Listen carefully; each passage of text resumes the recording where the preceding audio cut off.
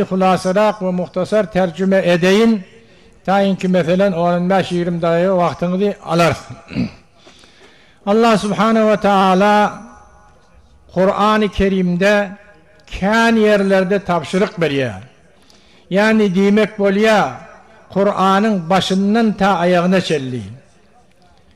114 sure 30 cüz Kur'an haysi bir ayetini okuyorsan, haysi bir tefsire barsan, Kur'an'ın başından ayağına Allah Tebarek ve Teala'nın tevhidi, vahdaniyeti ve birliği ve tamamı kudret Allah Tebarek ve Teala'nın ihtiyarında ve kavdasındadığını, onun hiç güne bir şeriki yokluğunu, onun kaptalında bir nasır, mu'in, kömekçi, maavun yokluğunu Kur'an bize duyduruyor.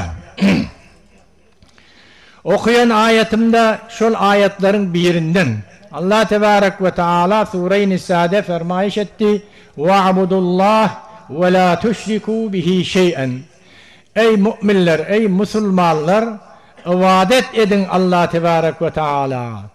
Ey vahhiduhu, yani ibadette Allah'ını birlen. İbadet edeninizde Allah'ın kaptalından şerik getirmeyin. İbadetin tamamı enva-u aksamları.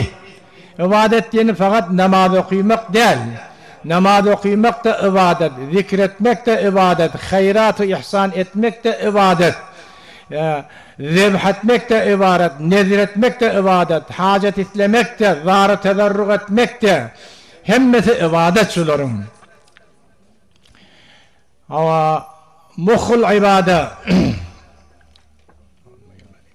Allah Tebarek ve Teala'ya dua etmek, Allah Tebarek ve Teala'nı çağırmak hem havaişlerinde mukhul ibadedir. İbadetin mağzıdır diyor. İbadetin halis özüdür diyor.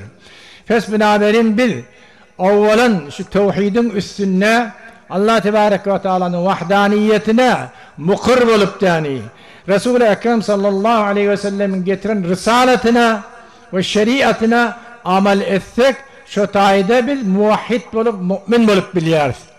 İnabi ve'budullaha ve la tüşriku bihi şey'en diyen ayetin manası la ilahe illallah Muhammedur Resulullah manası. La ilahe illallah ma'budu bihak hiç yoktur. Bir Allah vardır.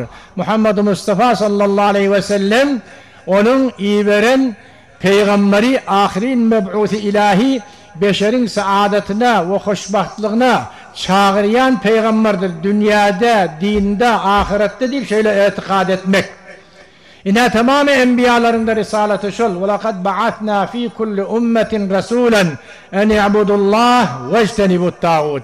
Tamamı ümmetlerin içinde peygamberleri iyi verdik. Onların risaleti, onların daveti nemedi? اَنْ اِعْبُدُ اللّٰهِ وَاجْتَنِبُ الطَّاغُوتِ. Bir Hudaya ibadet edin, tağuttan içtinab edin. Tağuti müfessirler tefsir ettiler, ma'ubide min dunillah. Allah'tan gayri her name olsun. Bir Allah, Allah'tan gayri melaike olsun, enbiya olsun, evliya olsun, ha mesela hacer olsun, şecer olsun, ağaç olsun, dağ olsun, dere olsun, her name olsun, Allah'tan gayriden içtinab etmeli. Eni'budullah ve ectenibut tağut. Bir Allah'a ibadet etmeli. Tamamı hacatını, tamamı müşkilatını, tamamı giriftarını Allah'a havalet etmeli. Tevekkülün, tevessülün, teveccühün hemmesi Allah olmalı. Allah'tan gayrıya müteveccih olmalı değil. Allah'tan gayrıya mütevekkil olmalı değil. Yine şu zat Adem'in imanını kamil etiyen zat. İman bir ağacın meselidir ki mesela kafiyinde ekiyen